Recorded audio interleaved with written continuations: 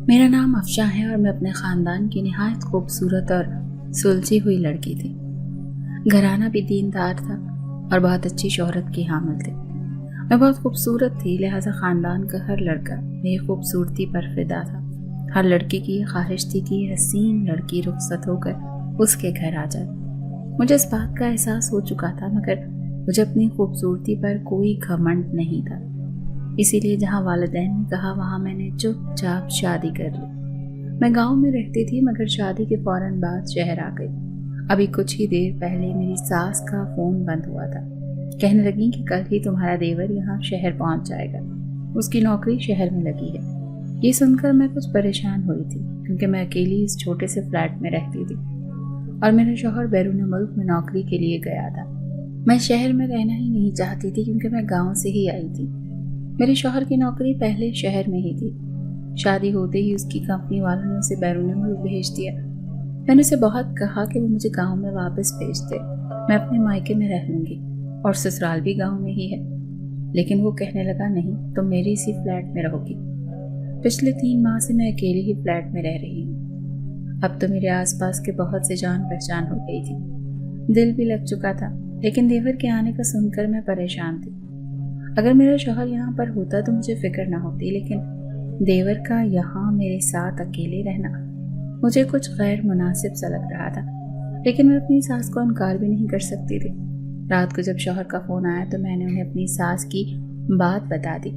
وہ کہنے لگے یہ تو اچھی بات ہے، وہ آ جائے گا تو مجھے تمہاری بھی فکر نہیں رہے گی۔ میں نے کہا لیکن میں کیسے اکیلے اس کے ساتھ ایک گھر میں رہ سکتی ہوں؟ میری بات سن کر وہ ہتھے سے اکڑ گئے، کہنے لگے کہ کیا مطلب ہے؟ وہ میرا بھائی ہے، تمہیں اس سے کیا خطرہ ہو سکتا ہے؟ جس غضبناک لہجے سے اس نے مجھے کہا تھا، میں آگے سے کچھ بول ہی نہیں پائی۔ شاید اس کی وجہ یہ تھی کہ مجھے اپنا دیور شروع ہی سے ناپسند تھا۔ میرا شوہر اور ہم دونوں ہی میری دور کی خالہ کے بیٹے تھے۔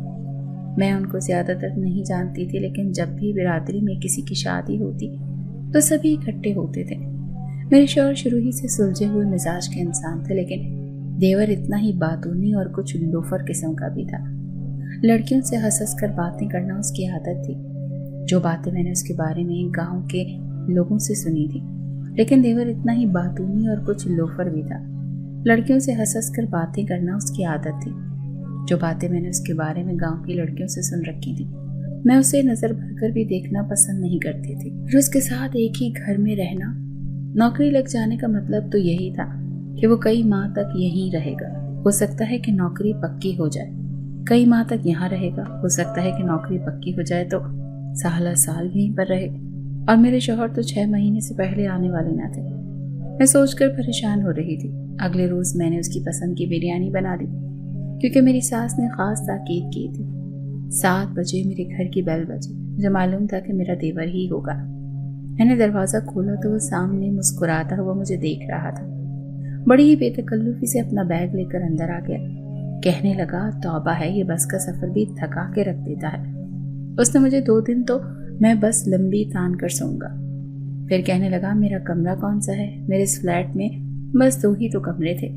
میں نے دوسرے کمرے کی طرف اشارہ کیا۔ میرا کمرہ کون سا ہے؟ میرے اس فلیٹ میں بس 2 ہی تو کمرے تھے۔ میں نے دوسرے کمرے کی طرف اشارہ کر دیا۔ اس کمرے میں زیادہ فرنیچر نہ تھا، اسے میں نے ڈرائنگ روم کے طور پر سیٹ کیا تھا۔ اس نے ایک نظر کمرے کا جائزہ لیا اور کہنے لگا کہ میں یہاں نہیں رہ سکتا، ایسا کرو تم یہاں پر سو جانا، مجھے تو بیڈ پر ہی نیند آتی ہے۔ یہ کہہ کر وہ بڑے آرام سے میرے کمرے میں چلا گیا۔ میں اسے حیرت سے دیکھتی رہ گئی۔ اس وقت میں اس سے لڑائی کرنے کے بالکل بھی موڈ میں نہیں تھی کہ کیا سوچے گا کہ بھابھی نے آتے ہی بحث شروع کر دی۔ وہ مجھ سے بس 2 سال ہی تو چھوٹا تھا، لیکن دکھنے میں ظاہر ہے اپنے قد کاٹ کی بدولت مجھ سے بڑا ہی لگتا تھا۔ میں نے کھانا گرم کیا، تب تک وہ نہا دھو کر آ گیا۔ بریانی دیکھ کر خوش بھی ہو گیا۔ کہنے لگا بہت ذائقہ ہے تمہارے ہاتھ میں۔ میں تو خیر پہلی دفعہ ہی کھا رہا ہوں، کیونکہ شادی کے فوراً بعد تو تم شہر آ گئی تھی۔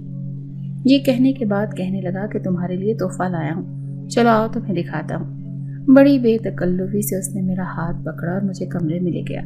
میں نے غصے سے کہا میرا ہاتھ چھوڑو۔ کہنے لگا پہلے تمہیں تحفہ تو دکھا دوں۔ پھر اس نے مجھے ایک فینسی سوٹ دیا اور کہنے لگا یہ میں نے تمہارے لیے لیا ہے۔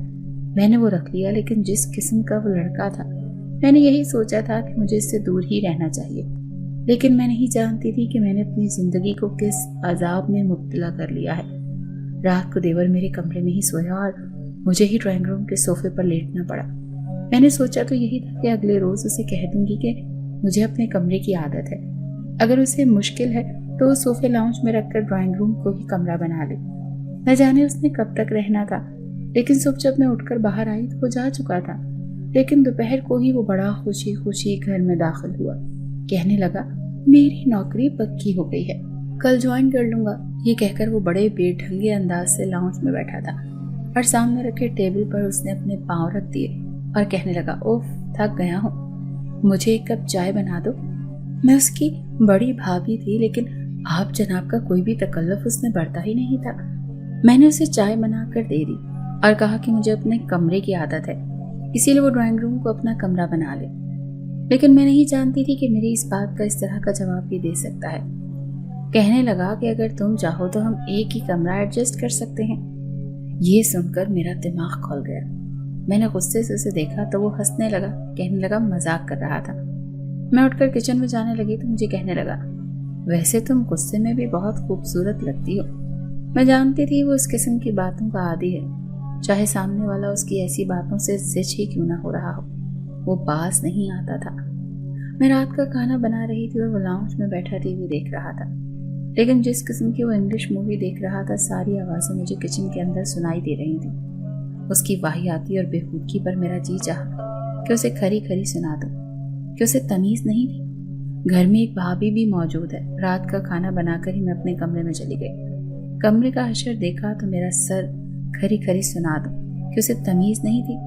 घर में एक भाभी भी मौजूद है। रात का खाना बनाकर ही अपने कमरे में चली गई। कमरे का हशर देखा तो मेरा सर पीटने को दिल चाहा। पूरे कमरे में उसके कपड़े मेरे कमरे में बिखरे पड़े थे, कहीं तौलिया, कहीं जूते, कहीं मोजे। मैं जितनी नफासत पसंद थी वो उतना ही बेतरतीब किस्म का इंसान था। मैंने उसके सारे कपड़े उठाए और मशीन में डाले, उसका बैग बंद किया और लाउंज में रख दिया। अगले ही रोज उस कमरे में बेड लाकर रख दिया। मैं देवर के घर आने से पहले ही खाना बनाकर अपने कमरे में दरवाज़ा लॉक किए बैठी थी कि जब ये खाना खाकर सो जाएगा तभी कमरे से बाहर निकलूंगी। जितना मेरा इससे कम सामना हो बेहतर है, क्योंकि वो एक नंबर का बदतमीज था। लेकिन मुझे हैरत उस वक्त हुई जब उसने दरवाज़ा खोला तो कहने लगा, खाना तो टेबल पर लगा दो, कब से भूख लगी है और तुम हो कि तुम्हें एहसास ही नहीं है कि कोई भूखा प्यासा बाहर बैठा है। मैंने कहा, सब कुछ तो तैयार है, तुम प्लेट में डालो और खा लो, ये तो तुम खुद भी कर सकते हो। मेरी बात सुनकर वो नफी में सर हिलाते हुए कहने लगा, करने के तो मैं बहुत कुछ कर सकता हूँ। लेकिन ये कहकर और देखकर मुस्कुराने लगा। उसकी मायनी खेज मुस्कुराहट मुझे जहर लगती थी। फिर मेरे थोड़े करीब होकर कहने लगा, मुझे आदत नहीं है इन कामों की, इसीलिए तुम्हें जहमत तो होगी, लेकिन ये सारे काम तुम्हें ही करने पड़ेंगे। चलो जाओ, जल्दी से खाना लगाओ, मुझे बहुत भूख लग रही है। मैंने उसे गुस्से से देखा और किचन में चली गई। खाना गर्म किया और टेबल पर लगा दिया। मैं उसके सामने बैठकर खाना खा ही नहीं चाहती थी, इसीलिए अपनी प्लेट बनाई और कमरे में जाने लगी। तो वो कहने लगा, ये क्या बात हुई, यहाँ मेरे सामने बैठकर खाना खाओ, मैं तुम्हें खा थोड़ी जाऊंगा, वैसे भी मैं मुसलमान हूँ और मुझ पर इंसानी गोश्त हराम है। ये कहकर वो हंसने लगा। कहने लगा, भाभी हो तुम मेरी, लेकिन ना मुझसे बात करती हो ना कुछ कहती हो। मैं तो सख्त बोर हो चुका हूँ। मुझे तो लगता है तुम्हारा शौहर भी इसीलिए बैरून मुल्क भाग गया, क्योंकि तुम उसके साथ भी ऐसा ही रवैया रखती होगी, तभी तो जान छुड़ा कर गया है तुमसे। उसकी इस किस्म की बातों को सुनकर मेरी बर्दाश्त खत्म हो गई थी। मैंने कहा, तुम अपने काम से काम रखो तो ज्यादा बेहतर है। तुम्हें खाना मिल रहा है, बस वो खाया करो। मैं कहाँ बैठती हूँ, क्या करती हूँ, क्या नहीं करती, इससे तुम्हारा कोई ताल्लुक नहीं। मुझे गुस्से से यूं बोलते हुए देखकर वो तमस्कुराना मुस्कुराया और कहने लगा, यूं मत बात किया करो गुस्से में, तुम ज्यादा अच्छी लगने लगती हो। हाय, काश के अपने भाई की जगह मैं होता तो। उसकी बात सुनकर मुझे आग सी लग गई थी। मैंने कहा, तुम्हें शर्म नहीं आती, इस तरह की बातें करते हो। वो कहने लगा, कैसी शर्म, जानती हो देवर भाभी में कैसे कैसे मजाक और बातें चलती हैं, लेकिन तुम तो शायद आदम बेजार किस्म की लड़की हो। बातें चलती हैं, लेकिन मेरे साथ वक्त गुजारा करो तो मैं तुम्हें अंदाजा होगा कि जिंदगी कितनी हसीन है। ये कहकर वो एक के बाद एक रोटी के नवाले मुंह में डाल रहा था। मैं बस उसे ताज्जुब से देख सकती थी। میں نے کہا میں تمہارے بھائی سے بات کرتی ہوں، وہی تمہیں تمیز سکھائے گا کہ بھابھی سے کیسے بات کرتے ہیں۔ مجھے لگا تھا کہ اس بات پر وہ اپنا رویہ درست کر لے گا، لیکن ایسا نہیں ہوا۔ اسے تو جیسے کسی بات کی پرواہ ہی نہیں تھی۔ میں فون پر شوہر کو اس کے بھائی کے بارے میں سب کچھ بتاتی تھی کہ وہ کس قسم کی باتیں میرے ساتھ کرتا ہے، لیکن میرا شوہر عجیب انسان تھا۔ کہتا تھا کہ تم غلط سوچتی ہو، وہ ایسا نہیں ہے۔ اسے اپنے بھائی پر نہ جانے کیوں اتنا بھروسہ تھا، وہ کوئی بات بھی اس کے خلاف نہیں سنتا تھا۔ ایک دن میں اپنے کمرے میں لیٹی ہوئی تھی کہ اچانک کسی کی آواز آئی۔ میں سمجھ گئی کہ اس وقت دیور کے علاوہ کون ہو سکتا ہے۔ میں خاموشی سے بیڈ سے نیچے اتری اور دھیرے دھیرے چلتے ہوئے گیلری کی طرف آ گئی۔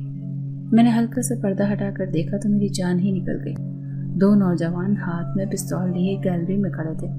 میں نہیں جانتی تھی کہ میری گیلری کا دروازہ اندر سے واقعی ہی کھلا ہے۔ اگر وہ کمرے کے اندر آ جاتے تو پھر اس سے آگے تو سوچنا میرے لیے سہانے روح تھا۔ تیز قدموں سے چلتی ہوئی کمرے کے دروازے تک پہنچی اور اپنا کمرہ کھول کر باہر نکل گئی۔ میں بری طرح بدحواس تھی، سمجھ نہیں آ رہا تھا کہ کیا کروں اور کیا نہ کروں۔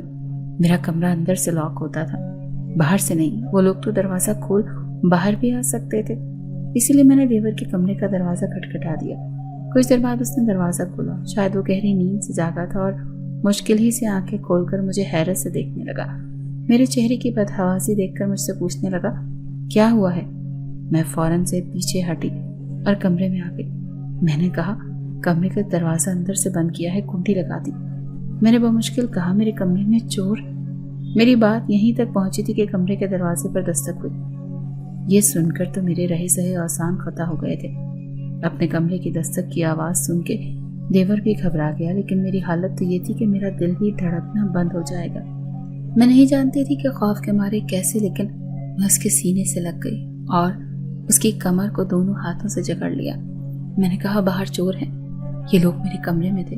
مجھے ڈر لگ رہا تھا، خوف کے مارے مجھے لگ رہا تھا کہ شاید میری جان ہی نکل جائے گی۔ مجھے اپنی اس غلطی کا بالکل بھی احساس نہ تھا، شاید میں بے حد خوف زدہ ہو چکی تھی۔ کمرے میں دوبارہ سے دستک ہونے لگی۔ باہر جو بھی تھا وہ کہنے لگا دروازہ کھولو۔ میں نے اپنے دیور سے کہا دروازہ نہ کھولنا، یہ ہم دونوں کو مار ڈالیں گے۔ میں نے ان کے ہاتھوں میں پستول دیکھا ہے۔ میں اس کے پہلو سے لگی یہ سب کہہ رہی تھی۔ وہ مجھے کہنے لگا تم پریشان مت ہو۔ یوں ڈری سہمی ہوئی تھی، وہ مجھے اپنے ساتھ لگائے بیڈ تک لے آیا، پھر مجھے بیڈ پر بٹھایا، خود بھی میرے برابر میں بیٹھ گیا۔ کہنے لگا ڈرو مت، میں ہوں نا۔ دروازے پر پھر سے دستک ہوئی۔ اس بار کرخت لہجے میں نوجوان نے کہا دروازہ کھولو ورنہ ہم دروازہ توڑ دیں گے۔ یہ سن کر میں نے اس کا ہاتھ اپنے دونوں ہاتھوں میں جکڑ لیا۔ میں نے کہا تم باہر نہیں جاؤ گے؟ کہنے لگا کھولو ورنہ ہم دروازہ توڑ دیں گے۔ وہ کہنے لگا یہ میرا کچھ بھی بگاڑ نہیں سکتے، میرا ہاتھ چھوڑو۔ یہ کہہ کر اس نے اپنا ہاتھ میرے ہاتھ سے چھڑوایا۔ اس کے بعد اس نے ایک دراز سے پستول نکالی۔ یہ دیکھ کر تو میرا دل سینے میں جیسے تھم سا گیا۔ مجھے یہ ڈر لگنے لگا کہ کہیں وہ آپس میں دست و گریباں نہ ہو جائے، وہ لوگ اسے گولی ہی نہ مار دیں۔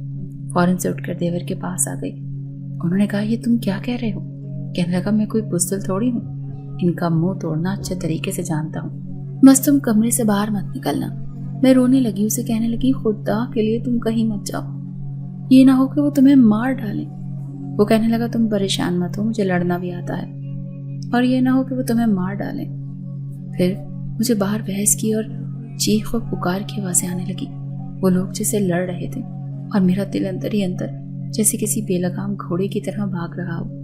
میرے ہونٹ سفید پڑ چکے تھے، میری رنگت پھیکی پڑ چکی تھی۔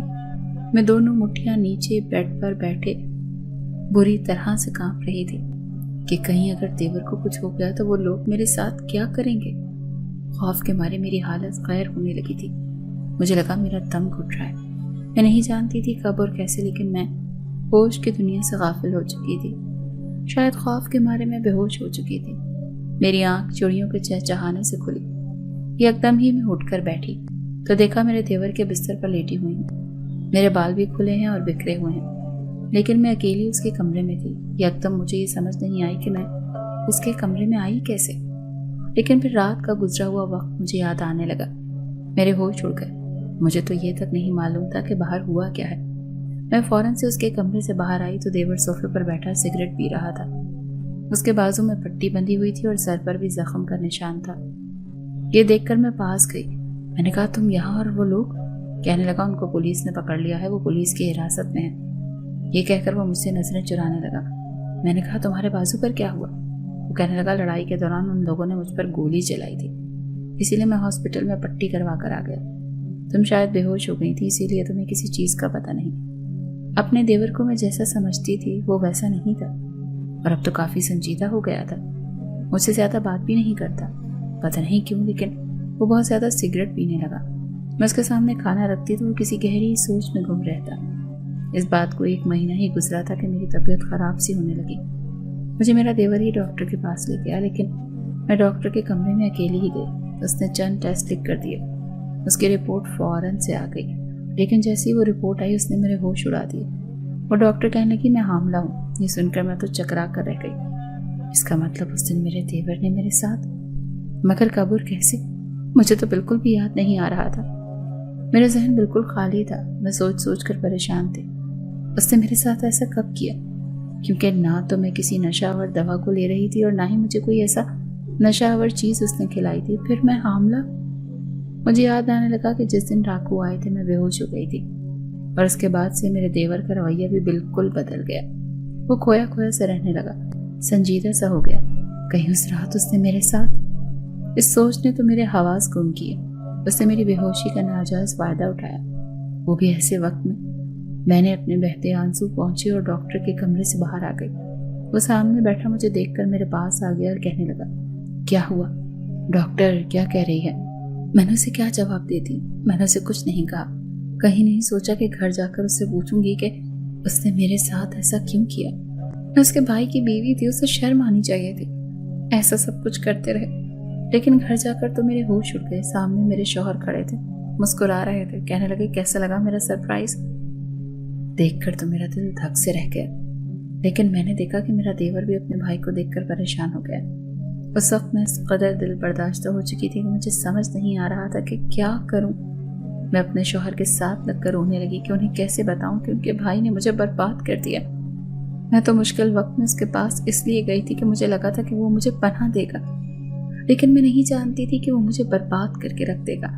मेरा शौहर मेरा सर सहलाने लगे, कहने लगे, मैं आ तो गया हूँ, तुम्हें तो खुश होना चाहिए, रो क्यों रही हो? थोड़ी देर में मेरा देवर भी मेरे शौहर के करीब आ गया, लेकिन इसके बाद जो हरकत उसने की, मैं दंग सी रह गई। उसने मेरा बाजू पकड़ा और एक झटके से मुझे अलग किया। ये देखकर मेरे शौहर भी हैरान थे। मुझे कहने लगा, दूर रहो इससे। मेरे देवर का लहजा बेहद सख्त था, उसके माथे पर तीवरी चढ़ी हुई थी। कहने लगे, ये क्या बदतमीजी है जो तुम कर रहे हो? इसके बाद जो इंकशाफ मेरे देवर ने किया, मेरे तो पैरों तले से जमीन निकल गई। कहने लगा, तुम अच्छी तरह से जानते हो मैं क्या कर रहा हूँ। ये मेरी बीवी है, तुम्हारी नहीं। याद है ना कि निकाह के वक्त सहरे में मैं बैठा था, तुम नहीं। इजाब कबूल मैंने किया था, तुमने नहीं। हाँ, ये अलग बात है कि मैंने ये सब तुम्हारे कहने पर किया था, क्योंकि तुम्हें ये पसंद नहीं थी। तुम बैरून मुल्क जाना चाहते थे। तुम्हें जो लड़की पसंद थी, तुम उसकी खातिर पाकिस्तान छोड़कर वहां गए थे। यही कहा था ना तुमने कि वक्ती तौर पर मैं इससे निकाह कर लूं और फिर छोड़कर चला जाऊंगा। लेकिन तुम वापस नहीं लौटोगे, और जैसे ही चंद साल गुजरेंगे तो तुम इसे तलाक दे दोगे। ये ड्रामा मैं खत्म हो जाएगा और ये मेरे निकाह में रहेगी। मैं चाहूँ तो बाद में इसे सबके सामने शादी कर लूँ। मुझे ये बताओ कि तुम वापस क्यों आए हो? मेरा देवर अपने भाई से लड़ रहा था। ये सब सुनकर मैं सुन होकर रह गई थी। मैं हक्का बक्का रह गई। तभी मेरा शौहर अपने भाई से कहने लगा कि मुझे उस लड़की ने धोखा दिया है, मैं वापस लौट आया हूँ, इसीलिए तुम इसे तलाक दे दो ताकि मैं इससे शादी कर सकूं। वो दोनों भाई आपस में लड़ पड़े। जबकि मैं ये सारी कहानी सुनी तो मुझे उन दोनों पर गुस्सा आ गया।